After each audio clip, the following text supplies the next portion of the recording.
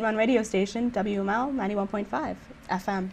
Excellent. All right, we're going to start off with our guests here, Fausto and Marcy. Can you just tell the viewers a little bit about your organizations and the missions of them? The Brazilian Immigrant Center, we just found, we're going to celebrate 12 years anniversary next month.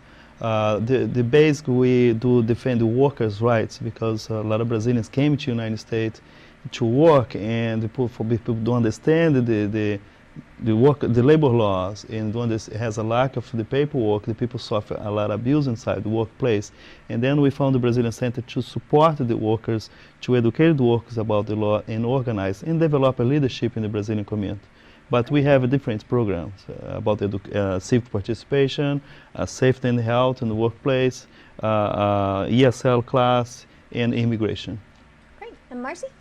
Well, MASCOSH is the Massachusetts Coalition for Occupational Safety and Health, and our mission is simply that people should be able to go to work and return home with their health and safety intact. Exactly. But unfortunately, too often that's not the case, and so we use a combination of making sure people are aware of how to identify hazards and are aware of their rights, but also additional tools of being able to take action either through stronger laws or through coming together for collective action. Great. Okay. Start the questions with Ashley. For the BIC organization, what have you seen in the last 20 years about the Brazilian community that's changed in the U.S.? What we see in these last 20 years, our community grow over 300% in the last 20 years. We see a lot of more Brazilians becoming entrepreneurs. A lot of open small companies, own his own companies. I think beside the other, I think the whole community has a large number of the Brazilians are self-employed, and this is a good thing for us, because the people start making more money. And the other hand, we see a lot of Brazilians buy a home, called Cumpre da América Dream. And we have over 30,000 Brazilians already has his own home in Massachusetts. That's what we see the successful for our community. It's still challenges, yes, but we see a lot of successful. And I think we came to stay. A lot of Brazilians came to stay.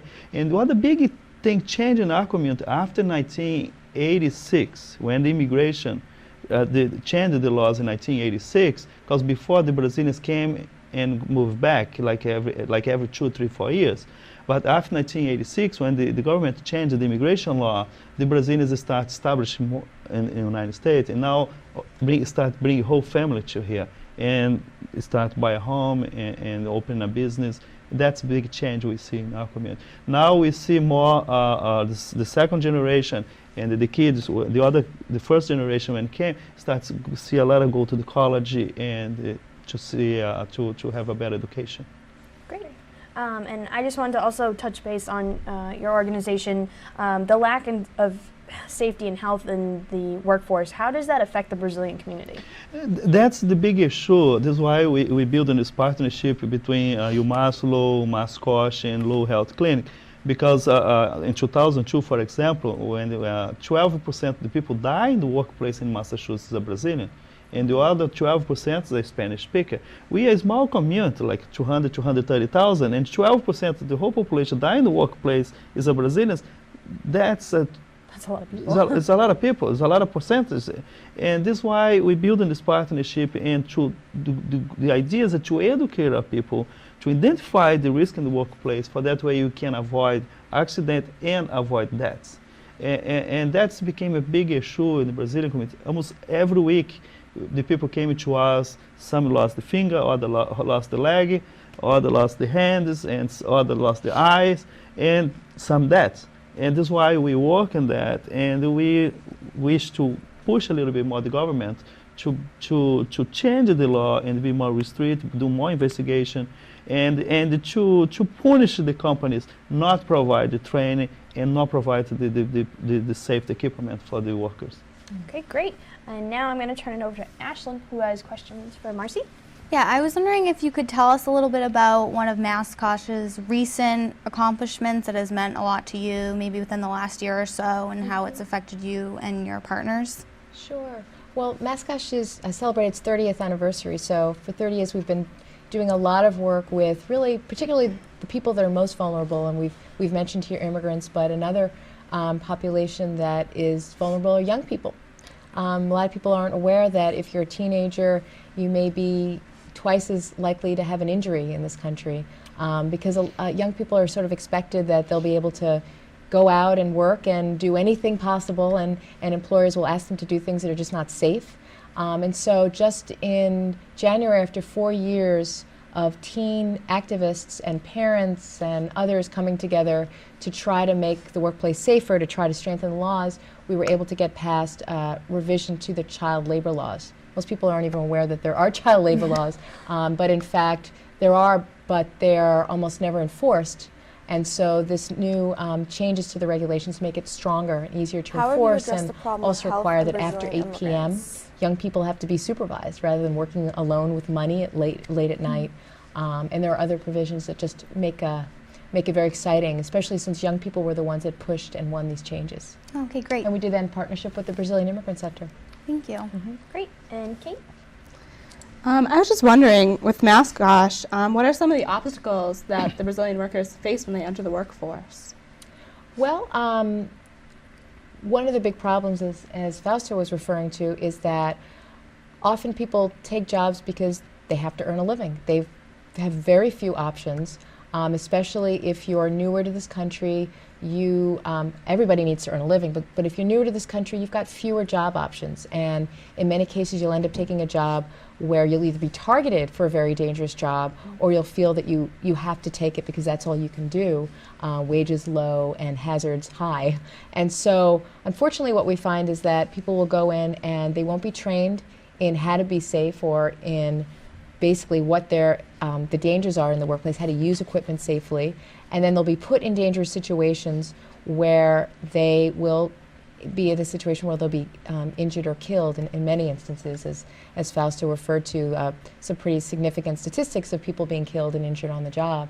And the worst situation is not only is it dangerous, but they're afraid to speak up because they risk losing their job, or they risk somebody calling in a government agency. Whether or not you have official paperwork, a lot of people are afraid of the government. And so people are vulnerable, afraid to speak up.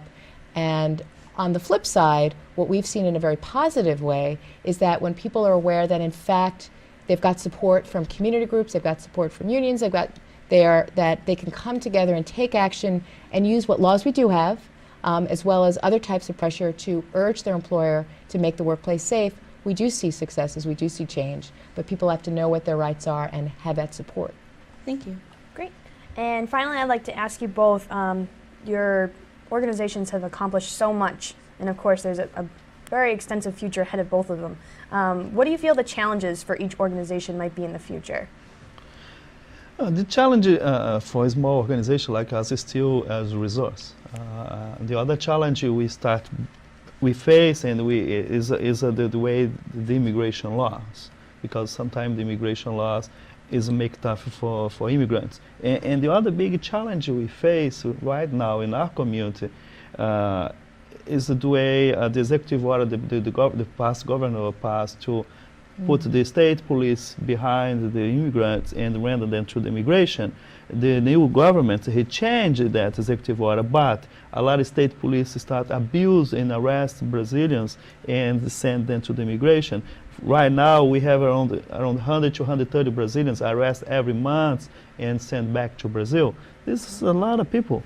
And the way we see our community grow in the last over 100% in the last 5 years by the census, we're going to see maybe going to reverse, because the way the immigration act, the way the state police act, and some local police, because we see a lot of civil rights violation by the police, because we expect the police to protect us, not to come behind us like a criminal and render to the immigration.